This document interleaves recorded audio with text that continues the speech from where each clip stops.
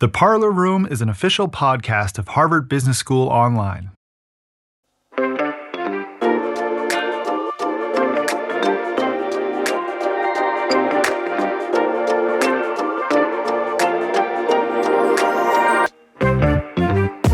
Welcome to the special bonus episode of The Parlor Room. So we receive some amazing listener questions, and while we try to answer as many as we can, some don't make it into our regular episodes. But that's why I love these bonus episodes.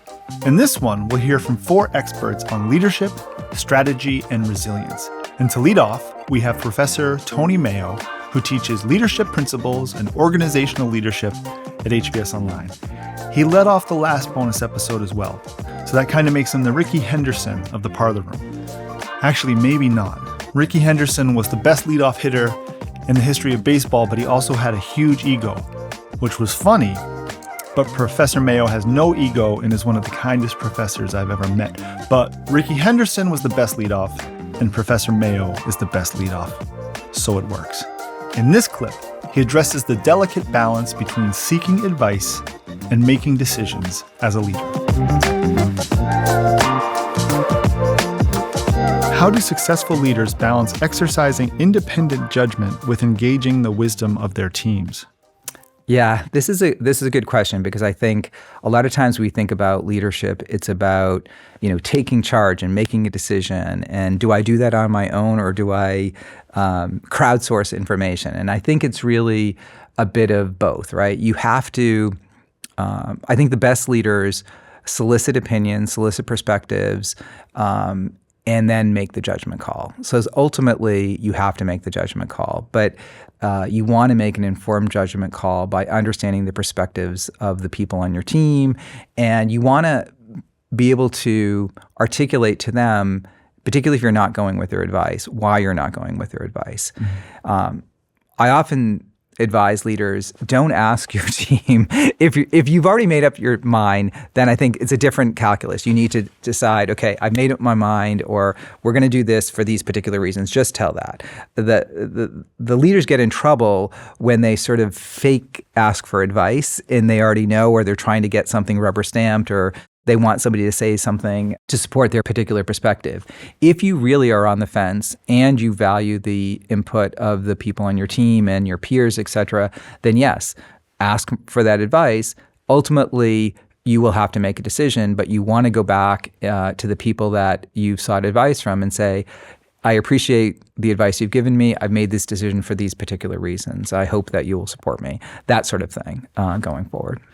What else would you like to leave our listeners with in regards to leadership? What's something they can take away and implement tomorrow in their positions?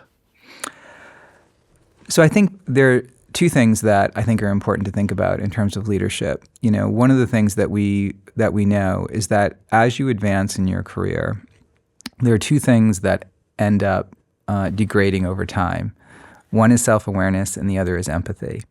And so sort of a cautionary tale is, as you rise higher in the organization, as you succeed, you often, or many individuals, become less empathetic because they've been successful. They feel like they don't need to seek advice.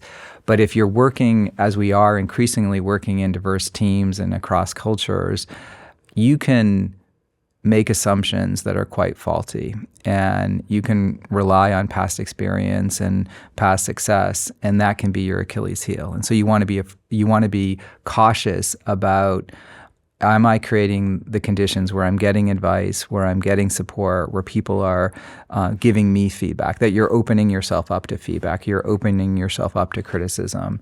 And that can be hard the further we move up in the organization and our empathy quotient declines. So I always tell senior executives when I'm working with them, do you have a truth tellers in your organization? Are you seeking advice and input from others? Are you still honing your empathy skills? Because I think about the world in which we live in, which is, more polarized than we would like, lot more conflict, lots of divides. if we're going to build bridges together, we need to be able to put ourselves in somebody else's shoes. We need to see the world from multiple perspectives. It doesn't mean I have to agree with you, but it means that I understand why you may be thinking the way that you're thinking. And just asking those questions of yourself and of others can enable us to have a richer and more diverse perspective on the world. Next, we turn to Professor Felix Oberholzer-Gee, who teaches business strategy at HBS Online. He challenges us to look beyond buzzwords like disruption, ecosystems, flywheels. I could go on and on and on, and I'm sure you could too, and focus on what truly sets a business apart. Let's hear his take on why clarity in strategy is key. I find strategy concepts like disruption and innovation challenging to apply in practice. Is there a real-world example that can help make these ideas more concrete?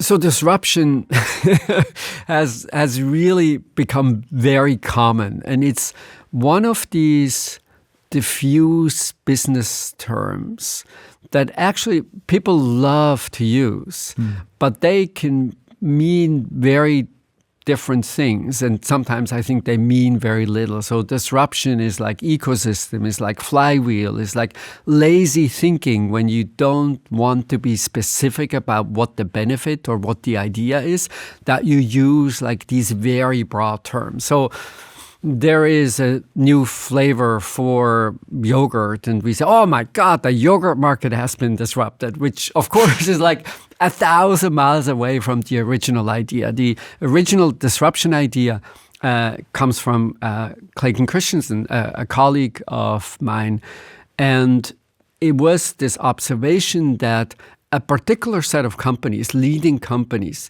over time, they often overshoot what customers really want.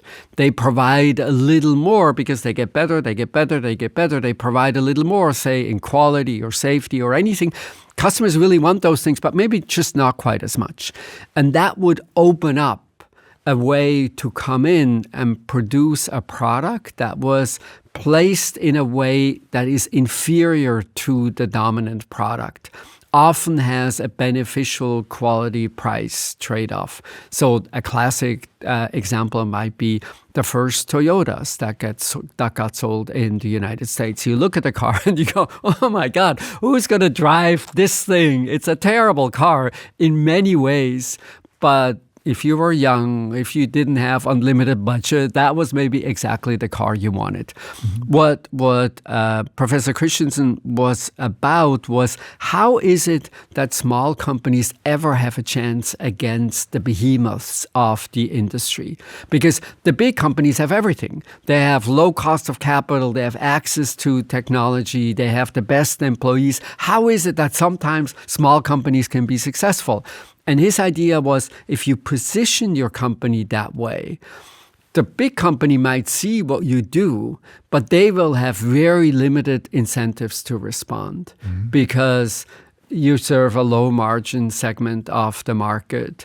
You have a lower quality product relative to what they do. So that was the original idea. And I think you still see today, for instance, companies that enter with products that are less than perfect, where the less than perfect provides meaningful differentiation. So that was the original idea. And then we used it for everything else. And not as a result, everyone, including myself, were a little confused. Like, what are we even talking about when we talk about disruption? So it's not the classic idea that was a specific way to worry about the big company. So for instance, imagine you had an idea for a product that will compete with Google.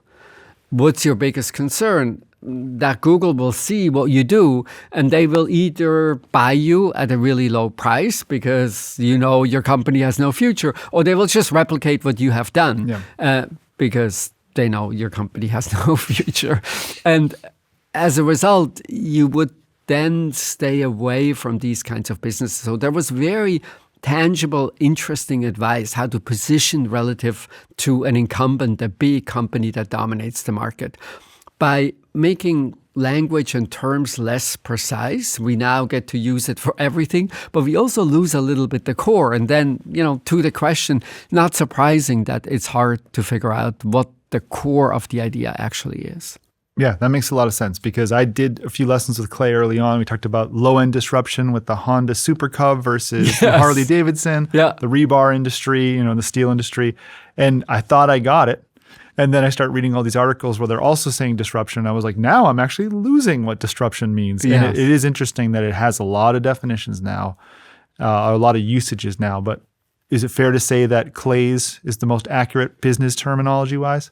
I mean, I wouldn't want to say accurate. It's one idea how disruption in the market can happen. If you then look at companies like Tesla, they disrupted the market for cars, but not in a way that is consistent with the classic definition of disruption. So they come in and in many ways they have higher willingness to pay because, as you might remember in the beginning, what they really emphasize is, acceleration and the sense of being in a really fast car and so on and so on. They didn't really emphasize environmental aspects or these kinds of things all that much. So that's, in some sense, another way to enter the market because I come in with a value proposition that drives willingness to pay, but in a way that is really differentiated from the way we have always done it.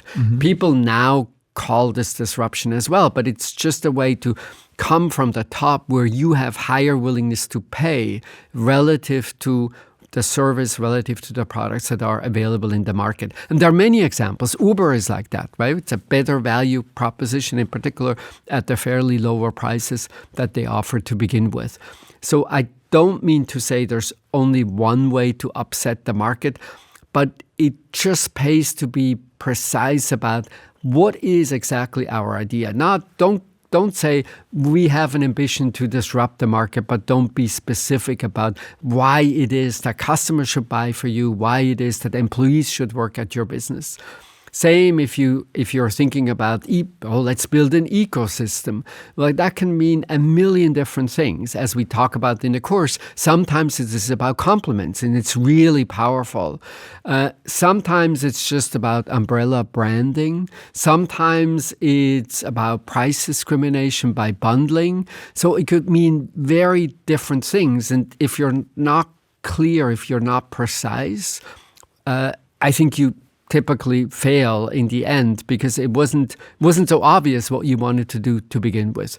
This is, I think, one element, as you know from the course, that we really try to be very careful about trying to understand how is it that a particular company wins. Because how, if you have an exact definition or if you deeply understand how the how happens, that actually produces a significant competitive advantage in itself. Now let's shift gears to resilience and leadership. Professor Nancy Koehn, who teaches about leadership and the history of leadership at HBS, will take us through some of the key traits that define great leaders. And if you're interested in learning more, you can check out her free lesson on resilient leadership by searching for it on the HBS online website. Resilient leadership. I'll say it one more time. That's the search term. Resilient leadership. Your research spans cultures and time periods. What common threads have you observed in how great leaders emerge and succeed across such diverse contexts? I think a lot of the critical elements or essential aspects. I don't want to use the word qualities, which I've used before, but I'm careful about it because that implies that somehow your DNA determines whether you're going to be a great leader. And I think leaders are made much more than they're born. And as I said before, I think they come in all shapes and sizes. So the aspects, I think, of being a great leader are largely transcendent with respect to cultures and countries and time. And again, those elements are the embrace of a serious mission, right? A serious, worthy mission, and hewing oneself to that mission, right? Finding ultimately some sense of identity or personal fulfillment in that mission. That's really, really important. And you see that across great leaders. And it's really important, not just because it means a leader has a North Star to head towards as they're taking action or navigating crises or suffering disappointments. It also really helps stokes a leader's self-confidence in those hours in the middle of the night when a leader wakes up and says, holy moly, I don't know how to do this. I can't go back to sleep because I have no idea what we're going to do tomorrow to take the next step. Again, hewing to a really important mission will help feed the kind of stoke the fires of self-faith in moments of self-doubt. So that's a really important aspect, I think, a great mission. A second really important aspect, I think, is the idea that I can get in a game and I can help others get in a worthy game. So this idea that regardless of whether you're opening a bakery or founding a school for students that are young people who are emotionally challenged, or setting up some kind of activism about an unjust law. Regardless of what you're doing, the idea that you want to help other people do that with you is so important. Because all great leaders pretty quickly learn that the Hollywood idea or the Superman idea of a single hero is an absolute myth. And so you're going to have to figure out how to lock arms and work with other people to accomplish what you want to accomplish. So that means you're going to help other people get into your mission game, and that's a really important element. Do you want to do that? Then you're already qualifying yourself for a really interesting leadership journey. If that's not appealing to you and you like to work alone and you don't want to deal with other people and you don't care whether they get in your game, then that takes you off, I think, off the paved stones of the journey of a lot of leaders. Let me mention two other things that we haven't talked about. A third, if you will, again, aspect or element here, I think, is that great leaders understand that what they're going to try to do is not necessarily going to be perfect the first time out. So you're in a sense, it's almost like clay. You're and there are moments, not just in crises, but even in moments of relative stability, when you're like, well, we're going to throw this clay across the room and see what happens when it hits the floor, where the floor meets the floorboards, or where the baseboards meet the wall boards, and see what happens. So there's this element of experimentation that we don't usually talk about with leaders' work, but it's so critical. You have to be willing at various moments to say, we're throwing the pasta against the wall and see if it sticks. Because when you're trying to do something that hasn't been done before, you're trying to do something that's hard but worthy, there usually isn't a perfect rule book or a recipe book or manual about how you do it. So this willingness to intelligently create credible experience is a really important element. And I'd say the last thing, again, we haven't talked about this, is some real creativity. Leadership is not a science, right? It's as much an art as it is a craft. And so there's elements dealing with people, taking on a crisis, moving something forward, an endeavor forward when it's stuck, that involves this willingness to walk around the problem and look at it from different angles, going, could we try that? It's real creativity. And it has an element of the artist's endeavor in it. And leaders have to be willing to develop that piece as well, as opposed to, well, here's the manual. This, figure A says we put this screw in this hole. A lot of stuff that leaders deal with has nothing to do with manuals and screws and holes and standard operating policies. Okay, to close this episode, we have a short but powerful clip from Professor Amy Edmondson on how to grow while leading. I'd love to leave our listeners with the following. I have found that once we accept the fact that each and every one of us is a fallible human being, then we can feel okay about our fallibility. After all, we're in good company. And so we can get less sort of upset and emotional about the things that go wrong and do better at just learning from them, at taking those things as data that help us learn and grow. If you'd like to dive deeper into these ideas, check out Professor Amy Edmondson's HBS online course, CLIMB, which stands for Credential of Leadership, Impact, and Management in Business. I don't want to brag, but I memorized that. So thank you for listening to this bonus episode. If you're enjoying the show, please share it with your colleagues and your networks. And if you haven't already, check out our video versions of each episode. We have video versions. Okay, thank you, and we'll see you next time here in the parlor room, or there in the parlor room. If you're watching the video, I'm not in the parlor room right now. Thank you.